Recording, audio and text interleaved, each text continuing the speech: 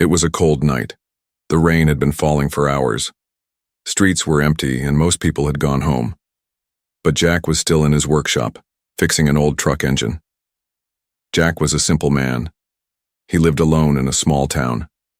His life was quiet. No family, no friends, just machines and long nights. As he closed the garage, he heard a strange sound. It was like a growl, low, weak, and full of pain. He paused. Again the sound came, this time louder. Jack stepped into the dark alley behind, his shop. The rain was pouring hard now. He could barely see anything. But under the dim streetlight he saw a figure. It was lying in the trash, curled up, shaking. "Hey, you okay?" Jack called out. No answer. He moved closer, careful with every step. That's when he saw her. It was a girl, but not a human girl. Her skin was pale blue, glowing faintly in the rain. Her eyes were large, golden, and afraid. Strange markings ran along her arms and neck. She wore torn, alien-like clothing that looked like it had been ripped in a fight. She was thin, too thin, and dirty. Her face was scratched, her lips dry. She tried to growl again, showing her sharp teeth. Her body tensed like a wild animal. Jack stopped. "I'm not going to hurt you," he said calmly, raising his hands. She blinked, then fell flat on the ground, unconscious. Jack looked around. No one else was there. No footsteps, no cars. Something about her, something deep in Jack's gut, told him she wasn't safe out here. Someone might be chasing her. Or worse, she might die if he left her. He sighed. Damn it. Gently, he picked her up. She was cold, light as a feather, and burning with fever. Back in his small apartment above the shop, Jack laid her on his old couch. He wrapped her in a blanket and turned on the heater. She didn't wake up. He boiled water, made some soup and placed it on the table. Then he sat down staring at her face. What was she? He had seen aliens on TV, heard stories of alien refugees after the Galactic Treaty, but never met one, and certainly not like this. She looked young. Maybe his age, maybe younger. She had a strange beauty, but there was pain all over her face. Her hands were shaking even in sleep. Suddenly she coughed and sat up fast, eyes wide, panicked. "Whoa, calm down," Jack said, moving slowly. She looked around, breathing hard. Her eyes locked onto him. She spoke, but it wasn't English. It was fast, sharp, like a warning. Jack raised his hands. "It's okay. You were in the alley. You passed out. I brought you here." She looked at the soup, then back at him. Her body relaxed a little, but not fully. Then, slowly, she reached for the bowl. Jack watched as she sipped it like she hadn't eaten in days. Her hands were trembling. She finished it quickly, then looked at him again, still unsure, still scared. "What's your name?" Jack asked. She didn't reply. "Can you understand me?" She stared for a few seconds, then very slowly she nodded once. Jack smiled. "Okay, that's good. My name's Jack." She tried to say something but coughed again. Her voice was weak. Jack poured her some water. She drank it with both hands. "You hungry?" he asked. Another small nod. Jack brought her bread and a piece of fruit. She ate like a starving animal, fast, silent, and alert. It hurt him to watch. "Where are you from?" he asked gently. No answer. "Are you alone?" Her golden eyes filled with something. Pain, or maybe sadness. She didn't answer. Instead, she pulled the blanket tighter and looked away. Jack leaned back in his chair thinking, who was this girl? Why was she in an alley behind his shop? Why was she starving? And most of all, why was she so afraid? There were no answers tonight, only more questions. But one thing was clear to Jack. Whoever she was, she needed help. And now, she was his responsibility. She didn't sleep that night. Jack could feel her eyes on him as he lay on the floor beside the couch. Even under the blanket, she stayed tense. Her body was stiff like stone. Her golden eyes blinked but never closed, like she was waiting for someone to come through the door, or maybe waiting to be attacked. At dawn, Jack got up slowly and went to make tea. The alien girl followed every move he made with her eyes, silent, alert. He placed a cup of warm water in front of her. She stared at it, then at him. "It's not poison," he joked softly. She didn't laugh, didn't even smile. Instead, she finally spoke. One word, a whisper, "Lizera." Jack blinked. "That's your name?" She nodded. Her voice was rough, like it hadn't been used in weeks. But the name carried weight. Lizera. It sounded royal, alien, but strangely, human too. Jack sat down at the table. "Well, Lizera, you're safe here." She looked. "Way, no one's going to hurt you," he added. She suddenly stood, fast, like she was about to run. But her knees gave out and she almost fell. Jack rushed forward to catch her, but she hissed and pulled back, falling hard against the wall. Jack raised both hands and stepped back. Okay, I won't touch you." Lizera breathed hard. Then she did something Jack didn't expect. She pointed to a drawing on his wall. It was an old poster from a space documentary, showing Earth surrounded by alien ships and human diplomats, shaking hands with tall insect-like aliens. She whispered again, "Lies." Jack looked at the poster. "What do you mean?" She stepped forward slowly this time and tapped on the part showing the handshake. Then she growled, "Humans betray." Jack froze. "What are you talking about?" "That's history. The Galactic Peace Accord." Lizera's eyes narrowed. "Not peace purchase." "Purchase?" Jack repeated. She nodded, her voice cracked as she spoke broken English. "They buy us. From others. Slavery, secret ships. Not all. Humans know, but many do." Jack felt a cold chill down his back. Was she saying humans were buying alien slaves? "I didn't know," he said quietly. "I swear, I'm not part of that." Lizera studied his face. For a moment it looked like she wanted to believe him. Then she looked down. "I ran," she whispered. "From dark place, cold, metal, pain." Jack sat down slowly. "A lab?" She nodded. "Where?" Lizera shook her head. "Don't know. Woke up on here, city, hiding." Jack's mind raced. There were rumors about hidden black labs, alien experiments, secret projects the government denied. But everyone said it was fake news. Apparently it wasn't. Suddenly Lizera looked up. Her ears twitched. "What is it?" Jack asked. She walked to the window and peeked through the curtain. Then she said just one word. "Hunter." Jack rushed over. Outside, on the far end of the street, a black van sat parked with its lights off. Too new. Too clean. No one around it. No reason for it to be there. Jack's heart pounded. "You think they're here for you?" he asked. Lizera nodded. She stepped back from the window, her face pale. "I leave," she said. "You safe?" "No," Jack said firmly. "I'm not letting you go back out there. If they find you again, they'll kill you." She looked confused. "Why? Help me?" Jack paused. He didn't know the answer himself. Maybe it was her eyes. Maybe the fear. Maybe the way she looked at the food like she hadn't eaten since she was born.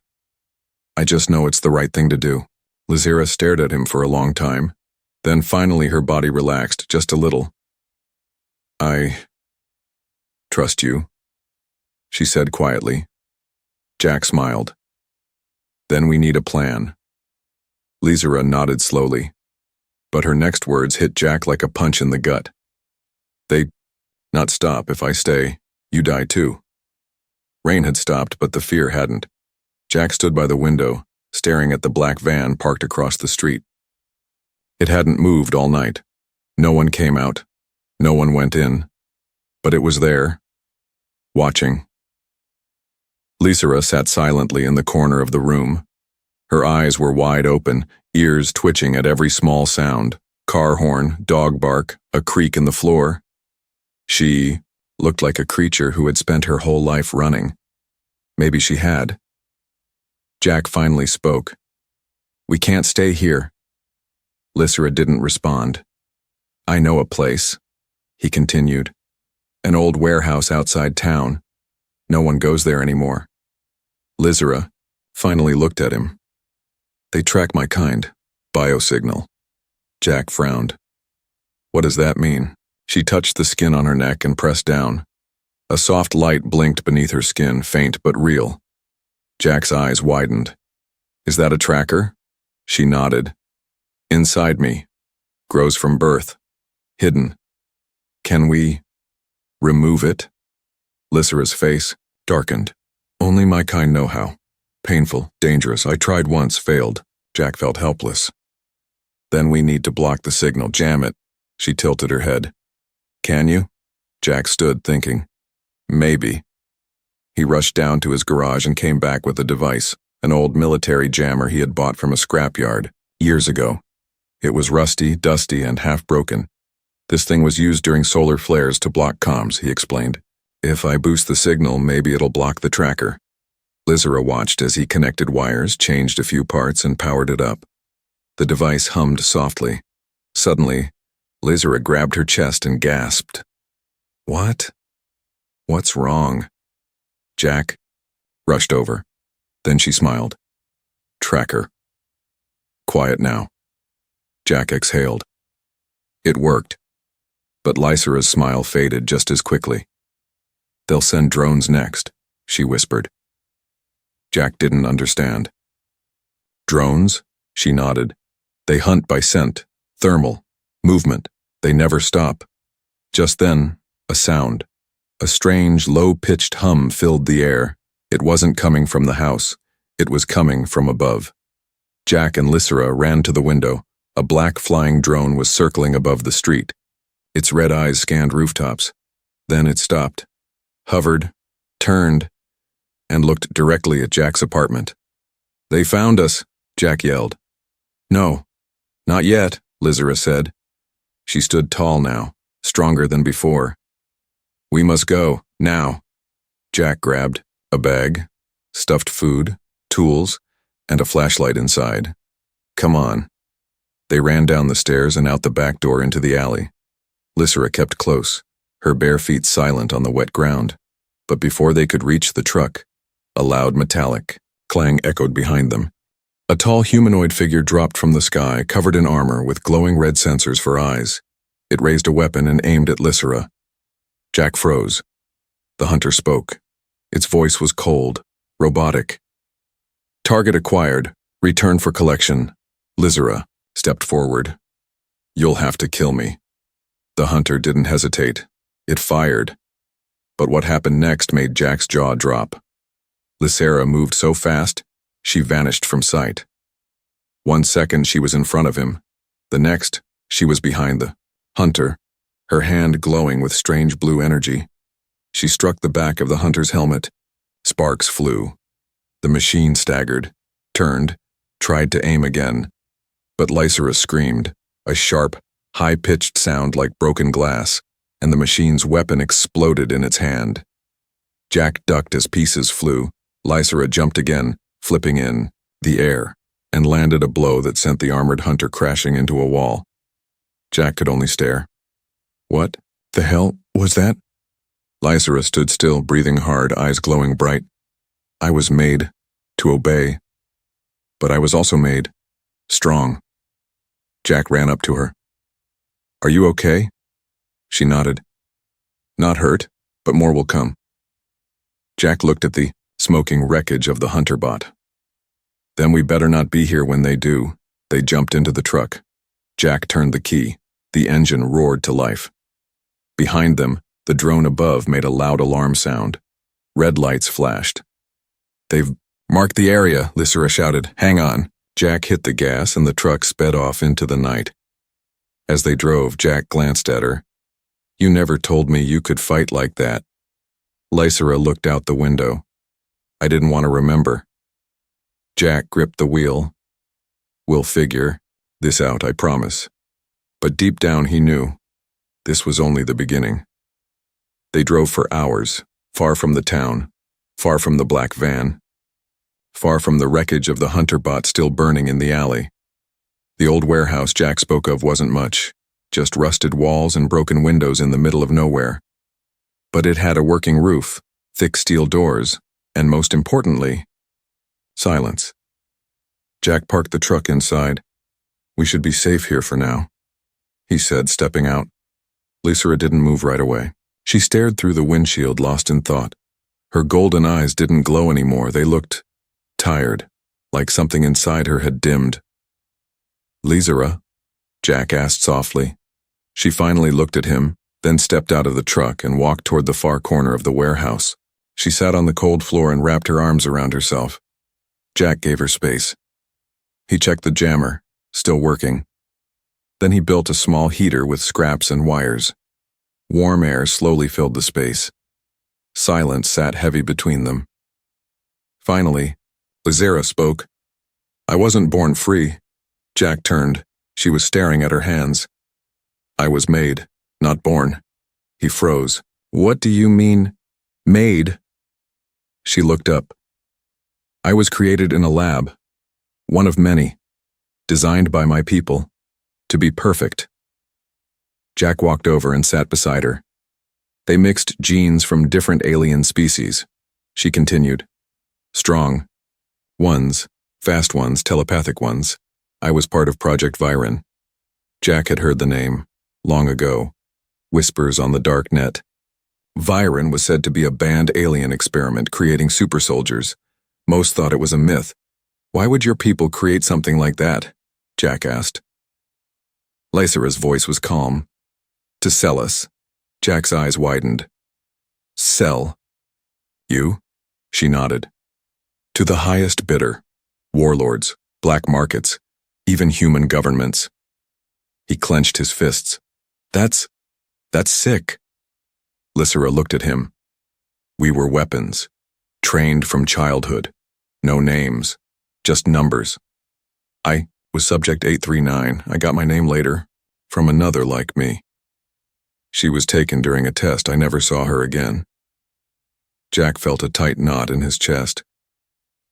How did you escape? One of the buyers, a human officer, saw us and said, they're still just children. That night, he left my cage open, told me to run and never stop, so I did. She closed her eyes. I ran through portals, hid in garbage ships, changed planets, until I fell out of the sky onto Earth. Jack was silent. Lysera opened her eyes and looked directly at him. I've never told this to anyone, but I trust you. Jack didn't know what to say. He simply reached out and gently took her hand. She didn't pull away. A long silence passed. Then Lysera whispered, but I cannot run forever. They will find me. Jack looked around. Maybe there's another way. She tilted her head. What do you mean? Jack stood up and opened a large metal box in the corner. Inside were old ship parts, alien tech scraps, and something Lysera recognized instantly, a half-functional beacon core. Her eyes widened. Where did you get that? Crashed ship 10 years ago, Jack explained. I salvaged what I could. Never got it to work. But you might be able to. She touched the core. It lit up faintly beneath her fingers. I can, she whispered. I can send a message. Jack smiled. Good. We can ask for help. Maybe your people, those who don't believe in slavery, they can protect you. But Lysera didn't smile. She stood silently. Her fingers trembled slightly as she held the beacon. I can send a message, she repeated. But it must go to the Central Viren Core. Jack frowned. Isn't that the same place you ran from? She nodded. Yes, but only they can remove the tracker from my body. Only they have the tools. And if I return, I'll be captured. Unless what? Lysera took a deep breath. I make a deal. Jack stepped forward. What kind of deal? She looked at him. I offer something they want more than my life. Information. I know about the buyers, about secret trades, about Earth connections. If I offer that, maybe they let me live. Jack shook his head. No, that's too risky. They could kill you. I know, she said quietly. Then don't go. I must, she replied. I don't want to keep running. Not if I ever want to be free. Jack stepped closer. You already are. Lizra looked at him, eyes soft. Not while this thing is still in me. They stood in silence again. Then Jack spoke. I'm going with you. Lizra blinked. What? I won't let you face them alone. Lizra's voice trembled. They hate humans. Then I'll give them a reason to hate me even more. The stars were clearer out here. Far from cities, far from lights, the night sky above the warehouse stretched like a living painting. Lysra sat alone on the roof, her knees pulled to her chest, the old beacon core glowing faintly in her lap. Its low hum was steady now, powered and ready. She didn't know if she wanted it to work. Below, Jack was fixing a makeshift transmitter to boost the signal. His hands were dirty, his face tired, but he worked like he needed to help her. Like, helping her was the only thing that mattered. Lysra had seen many kinds of people. Cruel ones, cold ones, some who wore smiles like masks. But Jack, he was different, he was human, but he felt less alien than her own kind. Beacons ready, Jack called from below. Lysra didn't move. Instead, she whispered to the stars. What happens if they answer? No one replied. The stars kept shining, silent. Later that night, she returned to the warehouse. Jack was sitting beside the heater holding 2 cups of tea. He handed her one as she sat down beside him. Do you regret helping me? She asked quietly. Jack blinked. What kind of question is that? A real one, she said. Since I came into your life, you've lost your peace. You're in danger, hunted, for someone who isn't even your species. Jack smiled softly. Peace is overrated. You gave me something else. She looked at him. What? A reason to feel alive. Lysra turned her face away. Her eyes burned. I don't understand you. Jack chuckled. That's okay. I barely understand. Myself. Silence filled the space between them again. Then Lysra whispered, In my world, love is a myth, a distraction. We're not taught to feel, we're taught to survive. Jack looked into her golden eyes. Then let me teach you. Lysra stared at him. Her heart beat faster. Not out of fear, but something strange. Something she didn't have a name for. I'm scared, she said. Me too. She leaned closer. Not of death, of losing this, whatever this is. He didn't say anything. He just reached out and gently touched her hand.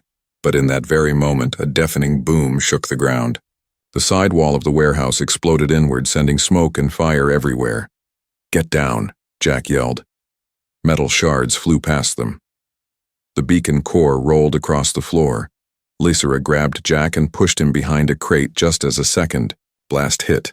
Through the smoke they saw them, 6 bounty hunters in sleek armor moving in silence like shadows. Their weapons glowed with pulsing red energy. Tracker must have rebooted, Jack whispered. No, Lysra growled. They followed. The beacon signal. Jack looked at her. You said only your people would answer. They did, just not the ones I hoped for. One of the armored hunters raised a scanner. Subject 8239 located. Human companion identified. Orders. Lethal force if resistance detected. Lysra's eyes lit up. Literally. The markings on her arms began to glow. She stepped out from behind cover. Take me, she shouted. Leave him alone. Jack grabbed her arm. No! Don't give yourself up. I have to. No, you don't. Before she could answer, one of the hunters fired. The shot missed her, but hit Jack. He gasped and fell backward. Jack! She rushed to him. The beam had grazed his side. Blood spread across his shirt. I'm okay, he lied, breath shaky. Lysera's hands shook. Her eyes were wild now, furious, glowing brighter than ever. She stood up, turned to the hunters, and screamed. But it wasn't a normal scream. It shattered windows, cracked metal. The air pulsed with raw energy. The nearest two hunters flew back like broken toys, crashing into walls. Lysera's body lifted an inch off the ground. Her hair floated. Her markings burned blue. You don't touch him, she growled. One of the hunters tried to speak. Then his armor short-circuited and collapsed. Jack, still half-conscious, watched her. She wasn't afraid anymore. She was something else. When it was over, the warehouse was on fire. All 6 hunters were down. Smoke filled the air. The beacon core was destroyed, smashed into pieces, and Lysera stood above Jack, blood on her hands, but it wasn't hers. Jack, she whispered, falling to her knees. He smiled weakly. You've got a hell of a voice. You're hurt. I'll live. She placed her hand over his wound. Let me try something. Energy flowed from her fingers into his skin. The pain eased. The bleeding slowed. Jack breathed easier. When their eyes met again, everything had changed. You didn't run, he whispered. I couldn't, she said. You're the only thing in this galaxy I don't want to lose. He smiled. Then, stay, she nodded. I'm not your weapon anymore, Jack. I'm yours, if you'll have me. The sun was rising. Orange light poured through the broken windows of the warehouse. Smoke still hung in the air from the destroyed beacon. The bounty. Hunters were gone, some dead, some unconscious, some taken by the flames. Jack lay resting on a bed of old blankets. His wound had closed thanks to Lysera's healing energy, but his strength hadn't fully returned. Lysera sat beside him, her head down, her mind elsewhere. She had made contact during the fight, just for a few seconds. That was all it took. Her signal had been received, and now they were coming, her people, but not the ones who had sold her, not the labs. These were the rebels, the Free Viren, a hidden faction of her kind who had escaped, like her. Whispers of their ships traveled across galaxies, freeing the forgotten, destroying slave routes, exposing secrets. They offered her something impossible: full freedom, new identity, tracker removal, a clean future. But there was one condition. She had to leave Earth. Forever. No human contact. No return. No Jack. Jack stirred beside her. You didn't sleep, he said groggily. I couldn't. He looked at her face. They answered, didn't they? She nodded. And? Lysera took a deep breath. They'll be here by nightfall. They're sending a ship. Jack sat up, wincing. That's good, right? Lysera didn't answer. He watched her closely. What aren't you saying? They made a rule, she said softly. If I go with them, I disappear. No Earth, no connection, nothing that can risk exposing them. Jack's jaw tightened. So they're giving you a life, just not with me. She nodded slowly. Silence again. Jack stood and walked toward the broken beacon remains. Well, they're not wrong. You'll be safe. You'll be with your own people. No more running. Lysera's eyes welled up. I don't want to leave you. He turned to her. Then stay. You know I can't. Why not? Because if I stay, she said, voice trembling, I'll always be looking over my shoulder. And so will you. We'll never have peace. Jack's hands curled into fists. So what then? We pretend none of this happened? Lysera stepped forward. I will never forget you, not in 1,000 lifetimes. Then don't go. She looked at him with pain in her golden eyes. You don't understand. I've never had a name until you asked for it. I've never had a choice until you gave me one. You showed me what it means to be human. Jack's voice cracked. Then stay and be human with me. Lysera reached out, gently touching his face. And let you suffer forever? Let them hunt you too? I can't do that. But I'm not afraid of them, Jack said. I am, she whispered. That evening, the sky tore open. A ship unlike anything Jack had ever seen broke through the clouds, sleek, silver-black, and completely silent. It hovered above the forest, casting a long shadow over the warehouse. A glowing platform descended from its belly. 3 figures stepped onto the ground, tall, elegant, with faces like Lysera's, but older, wiser. One wore robes. Another held a staff. The one in front spoke. Subject 839, Lysera. You are free. Come home. Lysera took a step forward. Jack watched, standing still. Then, she stopped. She turned, her eyes locked with Jack's. She remembered the first time he handed her food, the first time he smiled at her without fear, the first time he said, "You're safe here." Her heart raced, not with panic, but with something far more dangerous. Hope. She stepped back. The elder alien narrowed his eyes. You hesitate? 2. You would give up your freedom for a human. She turned toward them. No, I would give up your version of freedom for my own. Then she looked back at Jack and ran. Not toward the ship, toward him.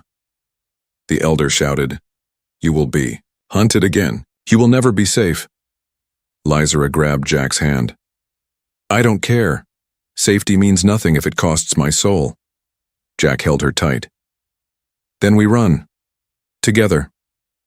A blinding beam shot from the ship, but Lysera raised her hand, and the energy bent away like water hitting stone. The elders vanished in a flash of light. The ship rose, turned, and disappeared into the sky without another word. Gone.